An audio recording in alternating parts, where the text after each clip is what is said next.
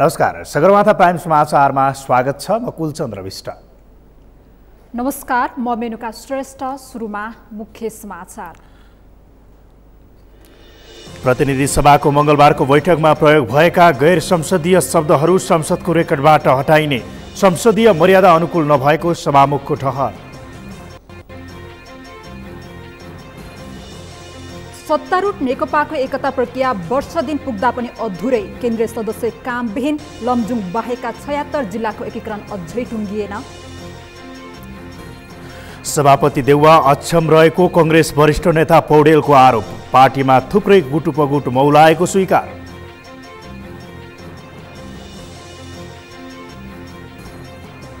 सिरियाको पूर्वी सहर साहेलमा विरोध प्रदर्शन, अमेरिका समर्थित सिरियाली डेमोक्रेटिक फोर्सेसबाट गोली प्रहार, 7 जनाको मृत्यु। र भारतमा जारी आइपिएल क्रिकेट प्रतियोगिता अन्तर्गत आज एक खेल हुँदै फाइनल प्रवेशका लागि दिल्ली क्यापिटल्स र चेन्नई सुपर किङ्स भिड्दै।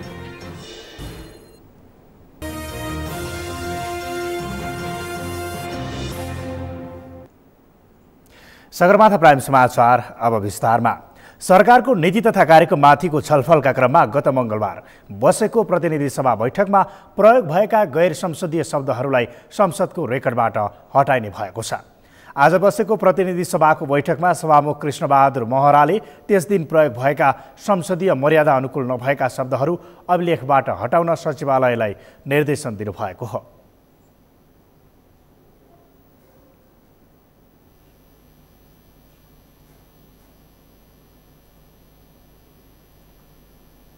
मानिसहरू, म अस्ति मेरो धनाकाशको विषयमा म केही भन्न चाहन्छु। नेपाल सरकारको नीति तथा कार्यक्रमबारे सम्माननीय प्रधानमन्त्रीले स्पष्टीकरण तथा माननीय सदस्यहरूको जिज्ञासाको दिने क्रममा प्रयोग भएका संसदीय मर्यादा अनुकूल नभएका शब्दहरू अभिलेखबाट हटाउन सचिवालयलाई निर्देशन गर्छु।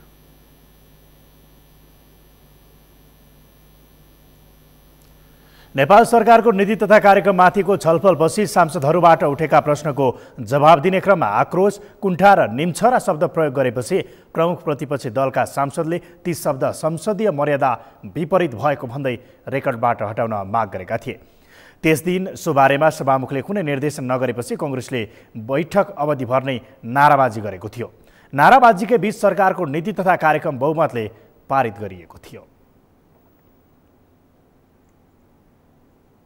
सामाजिक न्यायसहितको विकास र समृद्धिको बाटोमा आगामी वर्षको बजेट केन्द्रित हुने भएको छ।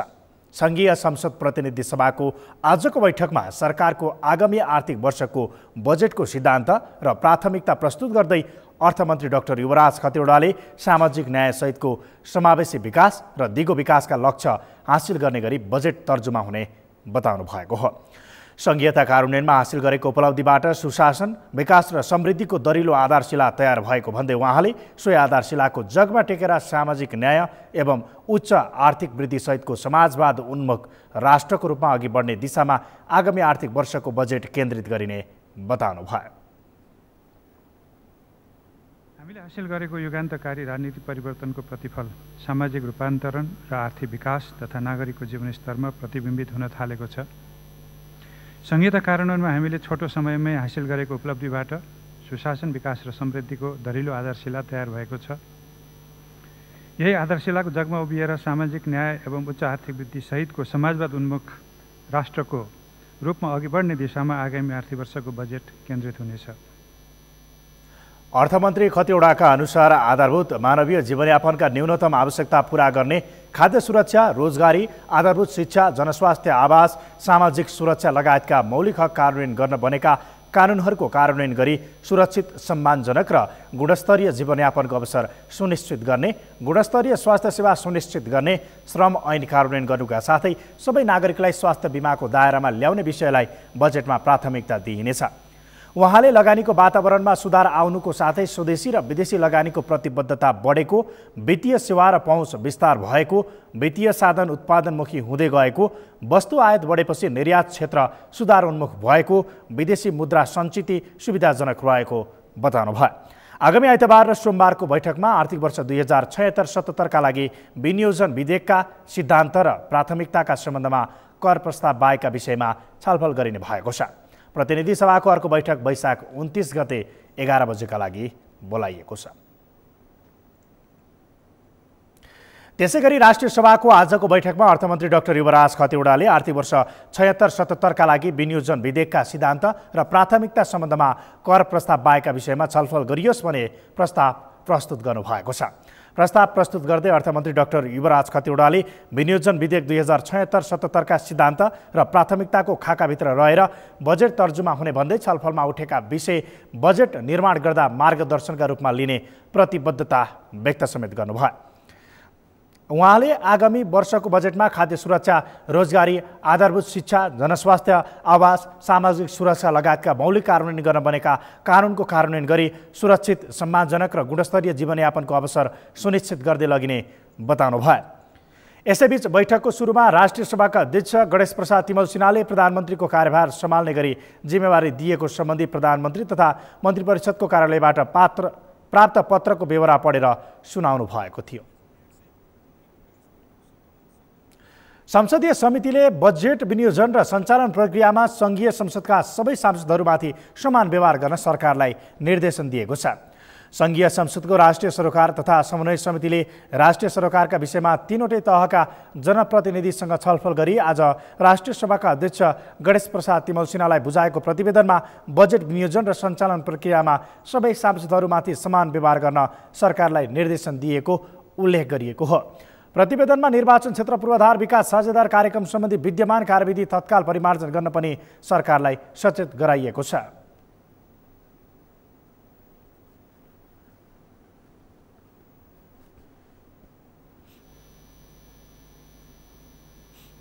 निर्माण गर्नुपर्ने कानुनहरू समयमा निर्माण नहुँदा प्रदेशले कानुन निर्माण गर्न नसकेको र प्रदेशले कानुन निर्माण गर्न नसक्दा स्थानीय सरकार, स्थानीय तहले पनि कानुन निर्माण गर्न नसक्दाखेरि चाहिँ केही समस्याहरू आएको। अर्को चाहिँ कर्मचारी समायोजन चाहिँ अलिक ढिलाइ हुँदाखेरि यसले चाहिँ तल प्रदेश र स्थानीय तहमा काम गर्न अप्ठ्यारो भएको। समितिको प्रतिवेदनमा संघीयताको सफल कार्यान्वयनका लागि आवश्यक नीति, कानुन र मापदण्ड तय गर्न ढिलाइ नगर्न पनि सङ्घीय सरकारको गम्भीर ध्यान आकर्षण गराइएको छ। समितिले सङ्घ, प्रदेश र स्थानीय तहका जनप्रतिनिधिहरूसँग अन्तर्क्रिया गरी तयार पारेको सो प्रतिवेदनमा सङ्घले नेतृत्वदायी र नियमनकारी प्रदेशले सङ्घ र स्थानीय तहबीच समन्वय र सहकार्य तथा स्थानीय तहले स्थानीय आवश्यकताका आधारमा योजना तय गर्नुपर्ने आवश्यकता पनि औल्याइएको छ। समितिले तयार पारेको प्रतिवेदन बुझ्दै राष्ट्रिय सभाका अध्यक्ष तिमल सिन्हाले यसको व्यापक छलफल गरी कार्यान्वयनका लागि सरकारलाई आवश्यक निर्देशन दिने प्रतिबद्धता व्यक्त गर्नुभयो।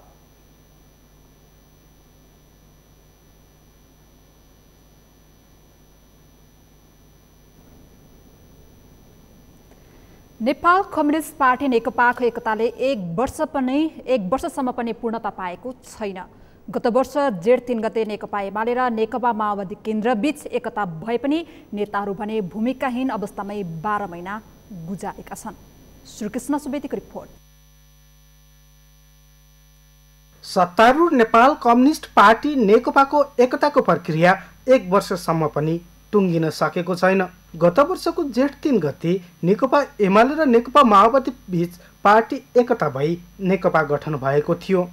तर यो अवधिमा 441 सदस्यीय केन्द्रीय कमिटी र 77 जिल्ला अध्यक्ष तथा सचिव बाहेक अन्यको टुङ्गो लाग्न सकेको छैन।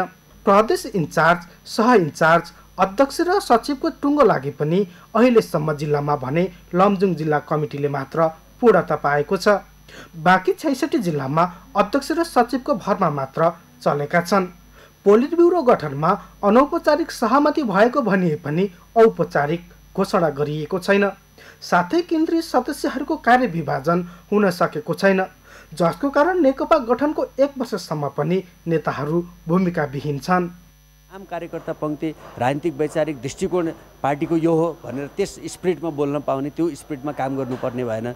साङ्गठनिक रूपले मान्छे कमिटीविहीन छ, त्यसकारणले त्यो काम पनि उसको छैन। भनेपछि यो 1 वर्षको चाहिँ जुन समय हो, हामीले चाहिँ मलाई लाग्छ हाम्रो यो समयको मानव महत्त्व नै छैन, यो समयको कुनै भ्यालु नै छैन भने जस्तो चाहिँ भयो।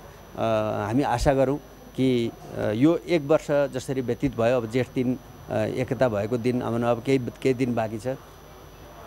हामीले 1 वर्ष सकेर फेरि अर्को दोस्रो वर्ष पनि हामीले बिना जिम्मेवारी व्यतीत गर्ने परिस्थिति भयो भनेर फेरि तपाईँहरूसँग बोल्नु नपर्यो।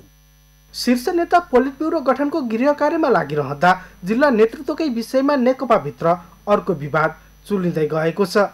जिल्ला सचिवहरूले असन्तुष्टि जनाउँदै राजीनामा दिनेदेखि अध्यक्षद्वय केपी शर्मा ओली र पुष्पकमल दाहाललाई लिखित पत्र नै पठाएका छन्। अन्य नेतृत्व स्वीकार गरेकाहरू पनि यसलाई बाध्यताको उपज ठानेका छन्। उहाँहरूले चाहिँ नि सक्नुभयो, अगाडि बढ्न नसकेर पछाडि फर्किनु भएको हो। आजसम्मका होमवर्कहरूले काम लागेन। त्यसो भएको हुनाले यो नराम्रो मध्येको उत्तम विकल्प हो भन्ने चाहिँ कुरा हामीले बुझेका छौँ। किनभने नहुन मामा भन्दा कानो मामा नै राम्रो भने जस्तै अब के गर्ने त भन्दाखेरि 9 महिना लागेको विभिन्न कार्यदलहरूले चाहिँ नि रिपोर्ट पेश गरेका थिए र त्यसबाट पनि समस्याको समाधान हुने नभइसकेपछि कि त निर्वाचनको प्रणालीद्वारा जानु पर्यो, होइन भने के हो त अब यो मध्येको चाहिँ खराबै भए पनि उत्तम विकल्प के हो त भन्दाखेरि अब नेतृत्वले के देख्यो भन्नुहुन्छ भने यो देखो पछाडि फर्क्यो। नेकपा अध्यक्ष तथा प्रधानमन्त्री केपी शर्मा ओली विदेश भ्रमणमा रहेका कारण उनी आएपछि मात्र एकताले थप गति लिनेछ। अनि एकता दिवस पारेर जेठ 3 गते विशेष कार्यक्रम गरी नेकपाले बाँकी एकता र कार्यविभाजन घोषणा गर्ने दाबी गरेको छ। सगरमाथा टेलिभिजनका लागि क्यामेरा पर्सन सुरेन्द्र राउतका साथ श्रीकृष्ण सुवेदी, काठमाडौँ। सत्तारूढ नेपाल कम्युनिस्ट पार्टी नेकपाका अध्यक्ष पुष्पकमल दाहालले मुलुकको राष्ट्रिय एकतालाई सुदृढ बनाउन सबैले सबैको सम्मान गरेर अघि बढ्नुको विकल्प नरहेको स्पष्ट पार्नु भएको छ। अध्यक्ष दाहालले सबैले सबैलाई सम्मान गर्ने परिपाटीबाट मात्रै मुलुकको राष्ट्रिय एकतालाई मजबुत बनाउन सकिने तर्क गर्नुभयो। एउटा जाति एउटा भाषाले अरू जाति र भाषालाई अपमान गर्ने, विभेद तथा अन्याय गर्ने तिथिको अन्त्य गरेर सबैले सबैको अस्तित्व स्वीकार गर्दा मात्रै सिङ्गो राष्ट्रको राष्ट्रिय एकता मजबुत हुने उहाँको भनाइ थियो।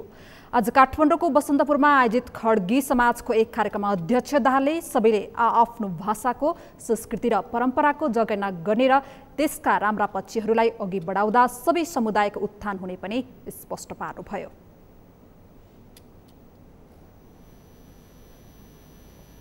एउटा जाति एउटा भाषाले अरू जाति र भाषालाई अपमान गर्ने, विभेद गर्ने, अन्याय गर्ने, स्थितिको अन्त्य गर्ने, सबैले सबैलाई सम्मान गर्ने, सबैले सबैको अस्तित्व स्वीकार गर्ने, यस किसिमले जाँदा नै नेपाल राष्ट्रको सिङ्गै राष्ट्रको एकता मजबुत हुन्छ। कार्यक्रममा अध्यक्ष दाहालले सबै भाषा र संस्कृतिको सम्मानका लागि गरिएका सङ्घर्षहरूमा खड्गी समाजले पुर्याएको योगदानको पनि चर्चा गर्नुभएको थियो।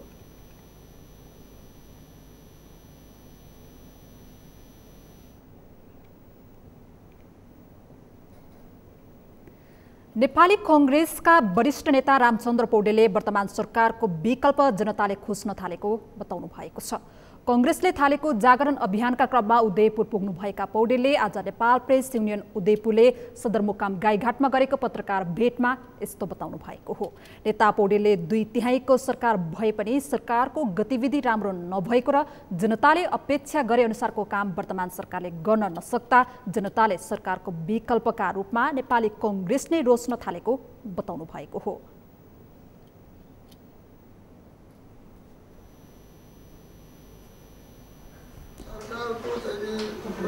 जुन अपेक्षा थियो जनताको त्यो अपेक्षामा ठुलो तुषारपात भएको छ, जसले गर्दाखेरिमा यो सत्ताको विकल्प सोच्न जनता थालिरहेका छन्। यो सत्ताको विकल्पमा नेपाली कांग्रेस नै हो वास्तवमा विकल्पको शक्ति। त्यस्तै वरिष्ठ नेता पौडेलले नेपाली कांग्रेसमा थुप्रै कमी कमजोरी र गुट उपगुट रहेको स्वीकार्दै सभापति शेरबहादुर देउवा असक्षम भएको ठोकुवा समेत गर्नुभयो। प्रहरीले नेकपा विप्लव समूहको विद्यार्थी संगठन अखिल क्रान्तिकारीका अध्यक्ष चिरञ्जीवी ढकाललाई पक्राउ गरेको छ। 11 विद्यार्थी संगठनहरूले पत्रकार सम्मेलन गरेको स्थानबाटै विद्यार्थी नेता ढकाललाई काठमाडौँ प्रहरीले पक्राउ गरेको हो। कार्यक्रम स्थलबाटै विद्यार्थी नेता ढकाललाई प्रहरीले पक्राउ गर्दा गलत नजिर बस्ने विभिन्न विद्यार्थी संगठनहरूले बताएका छन्।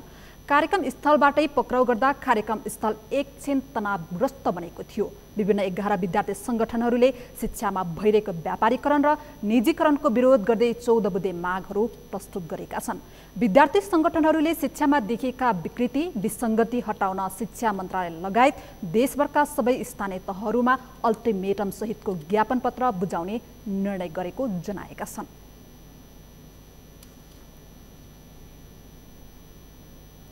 सगरमाथा प्राइम समाचारमा अब एकैछिन विश्रामपछि 5 महिनामा 1,17,000ले राष्ट्रिय परिचय पत्र पाए। स्पष्ट कानुन र सूचना सुरक्षाको भरपर्दो व्यवस्था नहुँदा नागरिकका गोप्य सूचना चुहिने खतरा। देशभरका प्रमुख सहरमा गुणस्तरहीन पिउने पानीको व्यापार बढ्दो। गुणस्तर मापन र नियमन प्रभावहीन। गर्मी लागेसँगै सरुवा रोगको जोखिम बढ्यो। र सिरियाको पूर्वी सहर साइलमा विरोध प्रदर्शन। अमेरिका समर्थित सिरियाली डेमोक्रेटिक फोर्सेसबाट गोली प्रहार। 7 जनाको मृत्यु।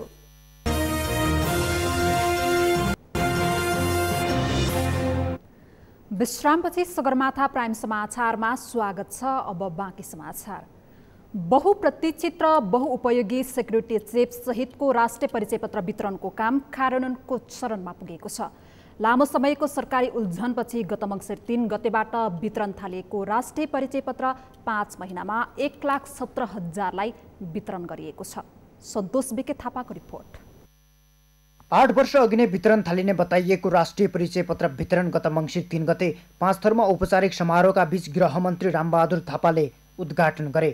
अनेकौं चलखेल र उल्झनपछि बल्लतल्ल गत मङ्सिरमा वितरण थालिएको राष्ट्रिय परिचय पत्र 5 महिनामा 1,17,000ले प्राप्त गरेका छन्। राष्ट्रिय परिचय पत्र तथा पञ्जीकरण विभागका अनुसार पहिलो चरणमा सिंहदरबारभित्र काम गर्ने 7,000 कर्मचारी र पूर्वी पहाडी जिल्ला 5 थरका गरी 1,17,000ले स्मार्ट कार्ड प्राप्त गरेका छन्। सबभन्दा पहिलोचोटि मलाई दिएको 2 वर्षभित्र 3 करोड नेपालीलाई परिचय पत्र वितरण गरिसक्ने लक्ष्य राखेको सरकारले दोस्रो चरणका लागि 15 जिल्ला छनौट गरेको छ। त्यस लगत्तै अन्य 25 जिल्लामा परिचय पत्र वितरण गरिनेछ। अब दोस्रो चरणमा यो आर्थिक वर्षमा 15 जिल्लामा सुरु गर्ने भन्ने हाम्रो कार्यक्रम हो। अलिकति यो प्रोक्युरमेन्टको बजेटको कामले केही समय अलिकति पछाडि धकेलिएको छ।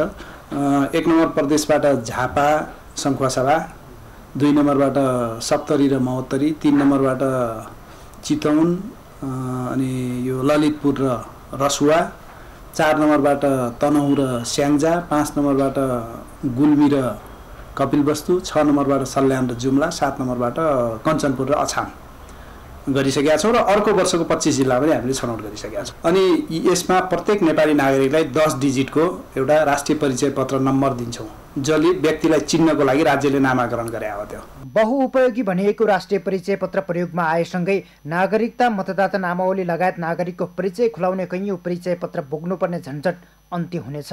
राष्ट्रिय परिचय पत्रमा व्यक्तिका 10वटै औँलाको छाप र व्यक्तिगत विवरण गरी 16 खाले सूचनाहरू राखिएको छ, जुन विवरणहरू परिचय पत्रमा राखिएको चिप्सभित्र रहनेछन्। तर स्पष्ट कानुन र सूचना सुरक्षाका लागि भरपर्दो व्यवस्था नगरी राष्ट्रिय परिचय पत्र वितरण गर्न थालिएकाले नागरिकका गोप्य सूचनाहरू चुहिन सक्ने चिन्ता समेत जाहेर भएका छन्। एउटा नागरिकको सम्पूर्ण जानकारीहरू कहीँ राखिन्छ भने त्यो लिक नहोस्, गलत हातमा नजाओस् भन्ने कुरा पनि त्यति नै चुनौतीपूर्ण छ। र जस्तो सर्भर, कुन सर्भरमा जान्छ डाटा, त्यो सर्भर कति सुरक्षित ठाउँमा छ, त्यसको पहुँच गर्ने व्यक्तिहरूलाई कतिवटा स्क्रिनिङबाट गर्न सकिन्छ, उसले गरेको कामलाई कसले अनुगमन गर्छ हैन। अनि ठाउँमा कहीँ लिकेज भयो भने त्यो कुन चाहिँ हायरार्कीमा त्यो जानकारी अटोमेटिक जान सक्छ, त्यस्ता कुराहरू विकास हुने व्यवस्था गर्ने जिम्मेवारी चाहिँ सरकारको हुन्छ र निश्चय पनि यो गर्नुपर्छ। नागरिकता लिएर बसेका र नागरिकता लिन योग्यता पुगेका नागरिकलाई पहिलो चरणमा राष्ट्रिय परिचय पत्र वितरण गरिनेछ।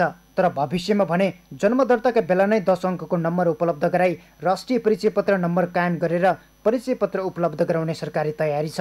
तर विज्ञहरूले भने परिचय पत्र बनाउँदै गर्दा नागरिकका महत्त्वपूर्ण व्यक्तिगत विवरण सुरक्षित राख्नेबारे सरकारले विशेष ध्यान दिन नसके राष्ट्रिय परिचय पत्र नै अपराधिक क्रियाकलापको आड बन्न सक्ने चेतावनी दिएका छन्। सगरमाथा टेलिभिजनका लागि क्यामेरामा केशव तिमेलसेना र उत्सव वाग्लेका साथमा सन्तोष बिके थापा, काठमाडौँ। शुद्ध पिउने पानी आम मानिसका लागि आधारभूत आवश्यकता हो। तर काठमाडौँ सहितका ठुला सहरमा पिउने पानीको चरम अभाव छ। यही अभाव टार्न र शुद्ध पिउने पानीको सहज आपूर्ति बनाउन धेरै पानी उद्योगले पानी उत्पादन गर्दै आएका छन्। तर यस्ता कम्पनीले प्रशोधन नगरिएको पानी बजारमा पठाएर उपभोक्ताको स्वास्थ्यमाथि खेलबाड गरिरहेका छन्। शान्ता दनुवारको रिपोर्ट। धारामा आउने पानी शुद्ध नभएपछि काठमाडौँवासी जारको पानी पिउन बाध्य छन्। प्रशोधन गरिएको भनिने जारको पानीबाट पनि उपभोक्ता ठगिने गरेका छन्। अहिले काठमाडौँमा मात्र 250 भन्दा बढी पानी उद्योग खाद्य प्रविधि तथा गुण नियन्त्रण विभागमा दर्ता भएर सञ्चालनमा छन्। दर्तै नभई सञ्चालन भएका उद्योगको त सरकारी निकायसँग लेखाजोखा नै छैन। यस्ता पानी उद्योग र उद्योगले उत्पादन गरेको पानीको गुणस्तरीयता सम्बन्धित निकायले मापन र अनुगमन गरेकै छैन। पछिल्लो चरणमा भएका अनुगमनहरूबाट के देखियो भने नेपालको बजारमा आउने बिक्री हुने चाहिँ यो पानी छ, त्यो पानीमा चाहिँ कोलिफर्म जस्तो मानिसको पिसाब दिशामा रहने कोलिफर्मको समेत मात्रा भेटिएको अवस्था पाइयो। र यसले के देखाउँछ भने नेपाली बजारमा बिक्री भइरहेको पानी यो जारको पानी, बोतल बन्द पानी जो हामी भन्छौँ, यसमा गुणस्तर अत्यन्त खस्किएको अवस्था छ भन्ने पाइएको अवस्था छ। बजारमा बिक्री गर्न राखिएका पानीमा जारको पानीलाई प्रति जार 40 रुपैयाँ तथा बोतलको पानीलाई 16 देखि 20 रुपैयाँ मात्र मूल्य निर्धारण गरिएको छ। उद्योगी तथा विक्रेताले मनपरी रूपमा पानीको मूल्य लिने गरेका छन्। गुणस्तरमा पनि ध्यान नदिँदा विभिन्न रोग फैलन सक्ने स्वास्थ्य कर्मी बताउँछन्। यो गर्मी मौसममा त पिउने पानी शुद्ध नभए धेरै सरुवा रोग लाग्न सक्छ। उपभोक्ताको स्वास्थ्यका बारेमा पानी वितरक कम्पनीले ध्यान दिएको पाइँदैन। धेरैले बोर्डिङको पानी जारमा हालेर बजार पठाउने गरेको पनि गुनासो आउने गरेको छ। तर खाद्य प्रविधि तथा गुण नियन्त्रण विभागले भने पानी आपूर्ति गर्ने उद्योगहरूको नियमित अनुगमन गरिरहेको जनाएको छ। यसमा समस्याहरू चाहिँ छन्। अब जुन हिसाबले हामीले हेरिरहेका छौँ, अनुगमन गरिरहेका छौँ, अनुगमन गर्दाखेरि धेरै जसो मुद्दाहरूकै कुरा गर्दाखेरि पनि हामीले अब 135 वटा मुद्दा साउनदेखि अस्ति फागुनसम्मको रेकर्ड हेर्ने हो भने 33 वटा जति चाहिँ पानीसँगै सम्बन्धित छन्। पानीकै बारेमा मुद्दाहरू हामीले दायर गरेका छौँ। र अब अनुगमनको क्रममा ती उद्योगहरू पनि हामीले कतिपय अब उत्पादनको मापदण्ड अनुसार जुन निर्देशिका हामीले ल्याएका छौँ त्यो अनुसार चाहिँ उत्पादन नगरिरहेको भएर सुधार गर्नुपर्ने स्थितिमा रहेका 50 भन्दा बढी उद्योगहरूलाई हामीले बन्द गरेर पनि कारबाहीहरू अगाडि बढायौँ। काठमाडौँमा मात्रै होटल र कार्यालय प्रयोजनमा 700 बढी ट्याङ्कर र 1.5 लाख भन्दा बढी जारबाट दैनिक 9 करोड लिटर पानीको बिक्री हुँदै आएको छ। यसरी बेचिएको पानीमा सावधानी नअपनाएर पानीकै कारण सरुवा रोगले महामारी फैलन सक्छ। त्यसतर्फ सरकारवाला निकायले विशेष ध्यान दिन जरुरी छ। सगरमाथा टेलिभिजनका लागि क्यामेरा पर्सन सङ्गम कोइरालाका साथ शान्ता दनुवार, काठमाडौँ। काठमाडौँ महानगरपालिकाले सडकको धुलो कम गर्न भन्दै गत चैतदेखि 5वटा यान्त्रिक कुचो अर्थात् ब्रुमर प्रयोग गरी सडक सफा गरिरहेको छ। ब्रुमरको प्रयोगले सडक सफा नभएको र धुलो कम हुन नसकेको सर्वसाधारणको गुनासो आइरहेका बेला फेरि महानगरले 2वटा ब्रुमर भित्राउने योजना बनाएको छ। संरचनाकै कारण ब्रुमरले काठमाडौँका सडक सफा गर्न सकेको छैन। यस्तो अवस्थामा थपिएको ब्रुमर कति प्रभावकारी होला? शान्तालम सालको रिपोर्ट। नगरपालिकाले धुलोमुक्त काठमाडौँ बनाउन इटालीबाट ल्याएका 5 ब्रुमरले काम थालेको 2 महिना भयो। 5वटा ब्रुमरले दैनिक काम गरे पनि सडक संरचनाका कारण भने जस्तो सफाई हुन सकेको छैन। मेसिनबाटै धुलो सफा गर्ने महत्त्वकांक्षी महानगरको योजना सुनेर खुसी भएका स्थानीय अहिले भने जस्तो काम नहुँदा निराश बन्दै गएका छन्। सडक चाहिँ बनेर कम्प्लिट भएको हुनु पर्यो के। अब तपाईँको चाहिँ भत्किया घरमा कुचो लाएर के गर्नुहुन्छ भन्नु त? घर बनाएर चाहिँ घर फिनिसिङ गरेपछि कुचो लाए पो घर सफा देखिन्छ। अब घरै भत्केर भत्ताभुङ्ग भएको छ, कुचो लाएर के गर्ने त्यहाँ? पहिला त त्यो चाहिँ पूर्वाधार कन्स्ट्रक्टेड भएको हुनु पर्यो नि त, त्यसपछि ब्रुमर लाउनु सुहाउँछ कि। त्यही भएर अहिलेको चाहिँ मैले उचित देख्दैन। हेर्नुहोस्, यो चाहिँ तपाईँको त्यति चाहिँ मलाई चाहिँ उपयोगिता पुरा होला भन्ने छैन। यो ब्रुमर मात्रै प्रयोग गर्ने भन्दा पनि जुन मेन बाटोमा जोइन हुन्छ पिच बाटोमा, त्योभन्दा साइडका बाटाहरू जति कच्ची बाटाहरू छन् ती बाटाहरूलाई चाहिँ पहिला व्यवस्थापन गरेर मात्रै ब्रुमरको अर्थ लाग्छ। नभए त्यहाँबाट आएको गाडीले चाहिँ हिलो बोकेर मेन रोडमा आउँछ, अनि फेरि आज धुलो हुन्छ, फेरि भोलिपल्ट त्यही समस्या हुन्छ। त्यो ब्रुमरले मेन बाटा सफा गर्दा गर्दै साइडका बाटाहरूलाई पनि व्यवस्थापन गर्नुपर्छ।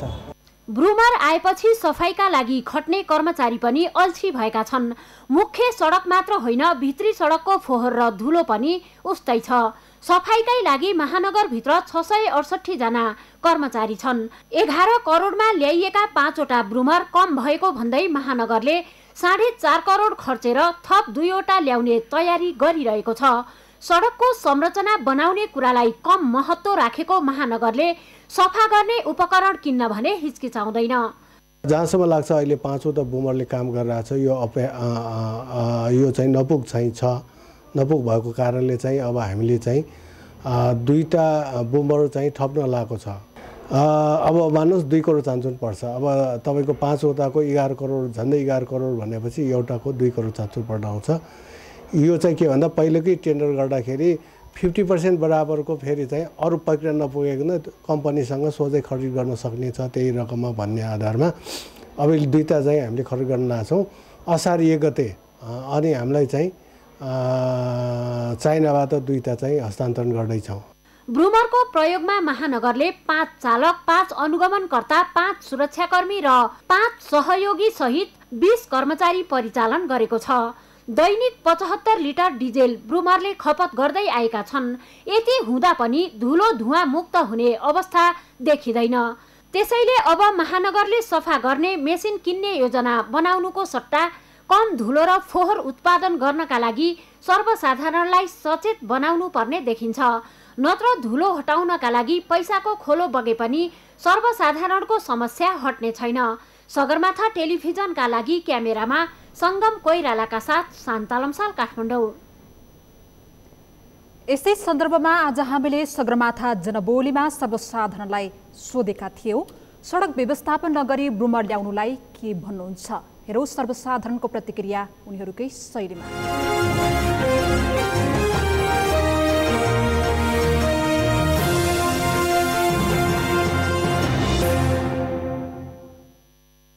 त्यसको खोइ अलिकति पनि त्यो इफेक्टिभ छैन, किनभने अब त्यही खालको स्ट्रक्चर पनि त कि त हाम्रो अब त्यही खालको सडकहरू भएको भए चाहिँ इफेक्टिभ हुन्थ्यो होला होइन। अब सडकको अवस्था त एकदमै नाजुक छ, त्यही भएर त्यो ब्रुमरले कति पनि अलिकति पनि राम्रो हुन्छ नि, अलिकति कति 5% पनि त्यति इफेक्टिभ जस्तो लाग्दैन मलाई चाहिँ। ब्रुमर नगरपालिकाले ल्याएको अब यो चुनावी कुरा, बाटो सफा गर्ने राजनीति भोलिको चाहिँ नि नेतृत्व लिनका निम्ति देखाउन ल्याए हो कि त्यसको व्यवस्थापन भयो भने पब्लिकहरूले खासै त्यस्तो सफाको महसुस केही गर्न सकेका छैन।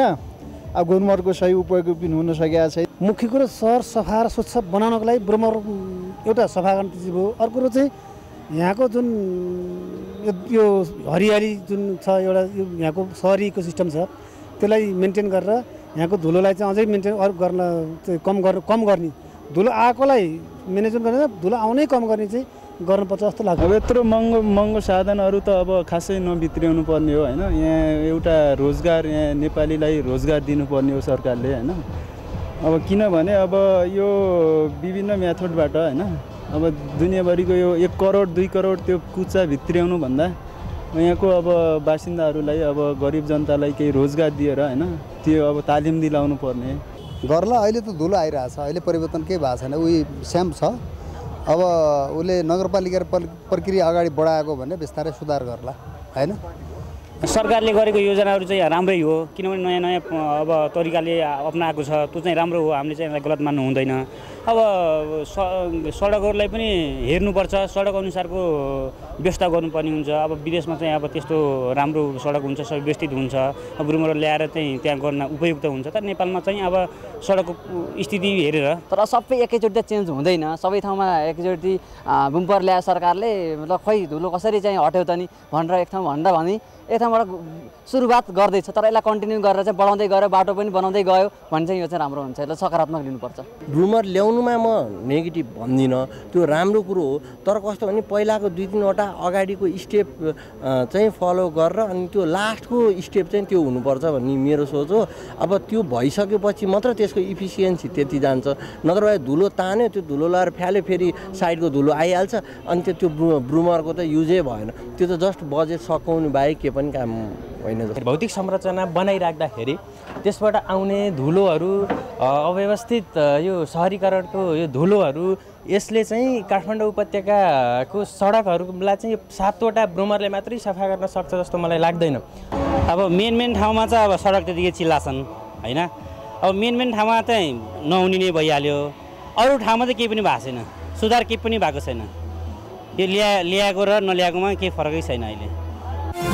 यस जनबोलीका प्रायोजक हो आफ्नो विश्वास हो त्रिशक्ति सिमेन्ट। विनाशकारी भूकम्पले क्षति पुर्याएका मध्ये पुनर्निर्माण थालिएको 4 वर्षको अवधिमा नुवाकोटमा 44,000 भन्दा बढी घरको निर्माण पुरा भएको छ। सरकारी तथ्याङ्क अनुसार निर्माण सम्पन्न भएका 44,000 घरमा आधाभन्दा बढी 1 देखि 2 कोठाका मात्र पाइएको छ।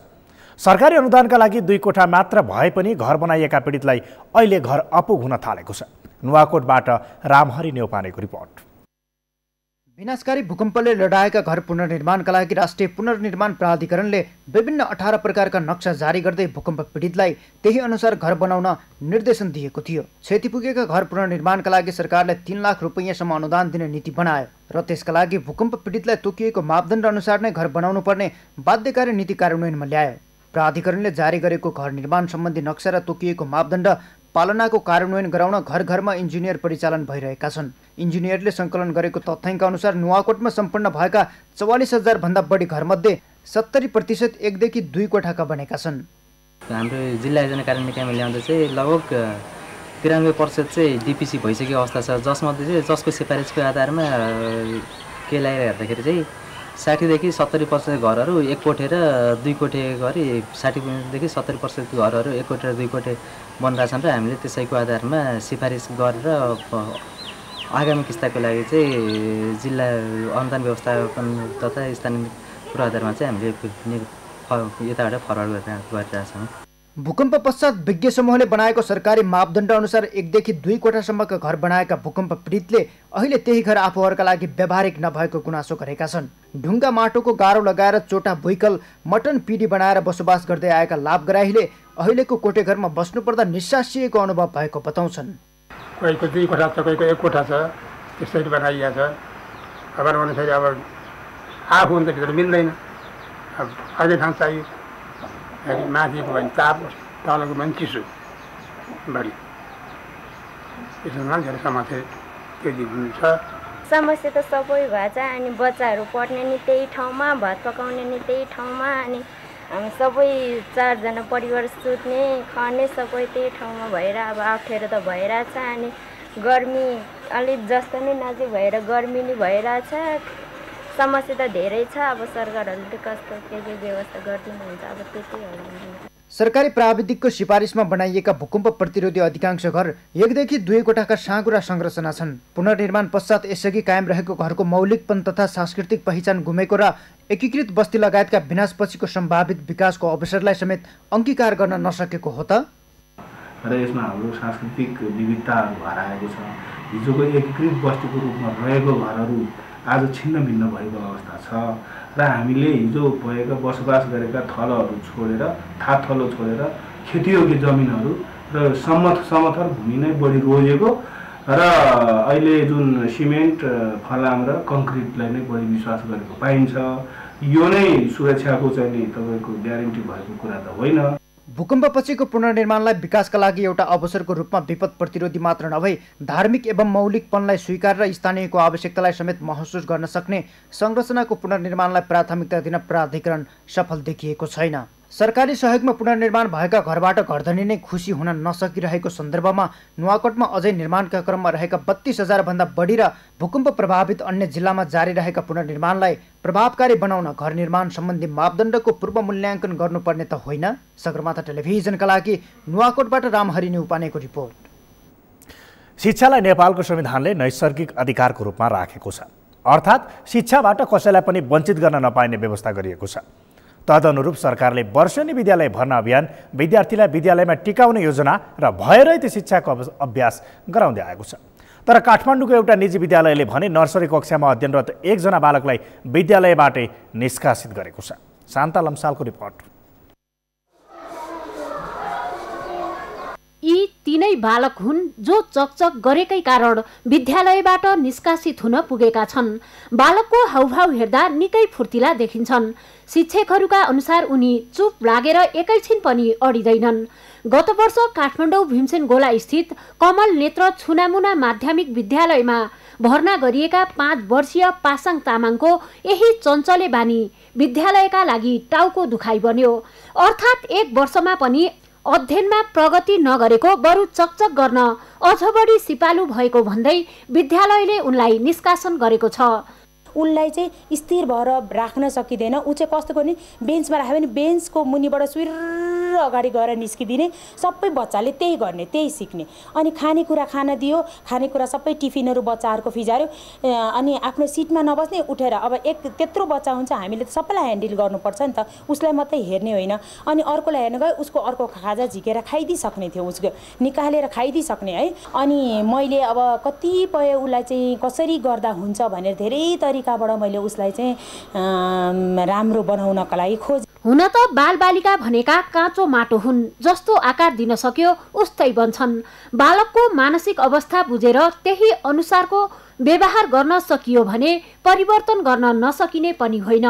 तर 5 वर्षे बालकको हकमा तदनुरूपको वातावरण तयार हुन नसक्दा उनी निष्कासित हुन पुगेका छन्। पासाङको बुबा साथमा नभएका र आमा पनि घरेलु कामदार रहेका कारण उनले न्यानो माया नपाएको छरछिमेकहरू बताउँछन्। उनी बस्दै आएको घरका धनीले नै उनलाई विद्यालय पठाएका हुन्। तर एउटा अबोध बालकले आफ्नो उमेर अनुसारको गरेको व्यवहारलाई दोषी ठानी विद्यालयबाटै निष्कासन गर्नु बाल मनोविज्ञानमाथिको प्रहार भएको आफन्तको आरोप छ। उहाँले म स्कुलमा कुनै हालतमा राख्दिनँ, मैले अब एकदम भन्छ कि उहाँ अलिक के ब्लेम लाग्यो बच्चालाई भने म बच्चाले गर्दा 25 वर्ष पढाएको टिचरले छोडेर गयो, बेन्चले हान्दियो रे, यस्तो बच्चा हेर्नुहोस् तपाईँले होइन, बेन्चले उठाएर नै हान्दियो रे। अनि आएर त्यसपछि आएर के भन्यो भने उसले यो बच्चाले गर्दा 5 जना अभिभावकले बच्चा लिएर गए होइन। अनि उहाँले अझ के भन्नुभयो भने यस्तो बच्चा मैले 5 जना यस्तो विद्यार्थीहरू 5 जना निकाल्छ कि यो मेरो निजी स्कुल हो, मैले जे चाहन्छु त्यो मात्र हुन्छ यहाँ। बालबालिकाले खेल्न पाउने र पढ्न पाउने नैसर्गिक अधिकार हो, तर अनुशासनमा नरहेको भन्दै विद्यालयबाटै निष्कासन गरेर अध्ययनबाट वञ्चित गरिनु निकृष्टताको हद भएको जानकारहरूको टिप्पणी छ। विद्यालय प्रशासन भने अन्य बालकको तुलनामा पासाङको स्वभाव र आनीबानी नियन्त्रण गर्न नसकिने अवस्थाको भएकाले अध्यापन गराउन नसकिएको बताउँछ। अरूसँग एडजस्ट हुने खालको कन्डिसन नदेखिएकोले हामीले उसलाई चाहिँ फरक ढङ्गले पहिला ट्रिट गराउनुहोस्, उसलाई ट्युटोरियल क्लासेस राखेर हुन्छ कि उसलाई साइकोलोजिकली काउन्सिलिङ फरक ढङ्गले एउटा पर्सनल्ली हेर्नुपर्ने कुरा हुन्छ। त्यो जुन कुरा हामीले पर्सनल्ली टिचर राखेर हाइली एक्सपेन्सेस गरेर एउटा व्यक्तिको लागि एउटा मात्रै स्टुडेन्टको लागि त्यसरी गर्दैनौँ। हामीले क्लास चलाउने हो, हामीले चाहिँ अरू विद्यार्थीहरूलाई पनि हेर्नुपर्छ, उनीहरूको पठन पाठनदेखि लिएर सबै कुरा हेर्नुपर्ने हुन्छ। त्यो कारणले गर्दा हामीले यो नयाँ सेसनमा हामीले लिँदैनौँ भनेर प्रश्नसँग भनेको हो। शिक्षाको मन्दिर मानिने विद्यालयबाटै अनुशासनका नाममा अबोध बालक अध्ययनबाटै वञ्चित हुने अवस्था आउनु लज्जास्पद हो। विद्यालयको यो कदमले बालबालिकाको हक मात्र खोसिएको छैन, नेपालको संविधानलाई समेत चुनौती थपिदिएको छ। यसर्थ भयरहित वातावरणमा अध्ययन अध्यापन गर्न पाउने बालबालिकाको हक संरक्षण गर्न सचेत नागरिकको आवाज पुनः एकपटक मुखरित हुन जरुरी छ। अन्यथा अनुशासनका नाममा बालबालिकाले विद्यालयबाटै निष्कासित हुनुपर्ने परिस्थितिले बाल मनोविज्ञानलाई छिन्न भिन्न पार्न बेर लाग्ने छैन। सगरमाथा टेलिभिजनका लागि क्यामेरामा आर्यन खड्काका साथ शान्ता लम्साल, काठमाडौँ। सगरमाथा प्राइम समाचारमा अब एकैछिन विश्रामपछि सिरियाको पूर्वी सहर साहिलमा विरोध प्रदर्शन, अमेरिका समर्थित सिरियाली डेमोक्रेटिक फोर्सेसबाट गोली प्रहार, 7 जनाको मृत्यु। र भारतमा जारी आइपिएल क्रिकेट प्रतियोगिता अन्तर्गत आज एक खेल हुँदै फाइनल प्रवेशका लागि दिल्ली क्यापिटल्स र चेन्नई सुपर किङ्स भिड्दै।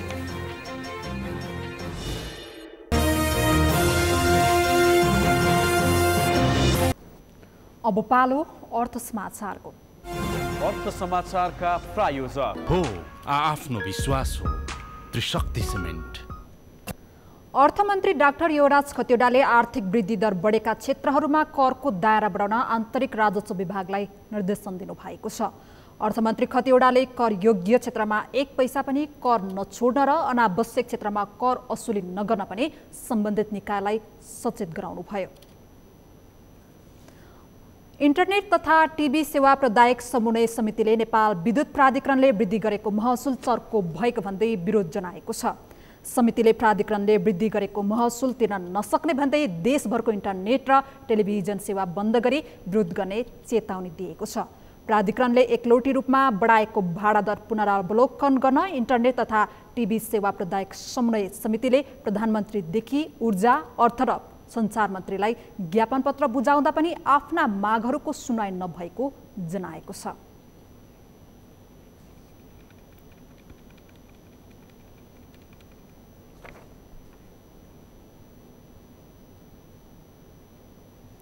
अब पालो खेल समाचारको।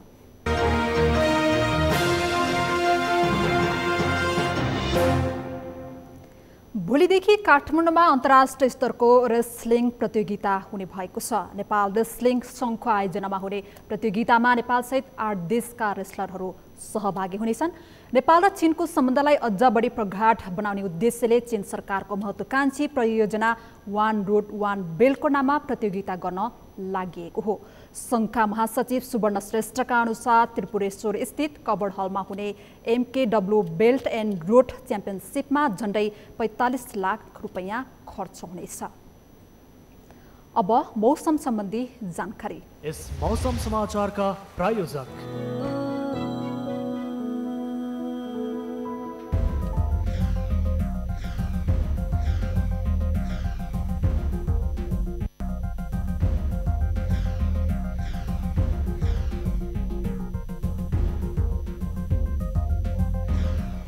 इस मौसम समाचार का प्रायोजक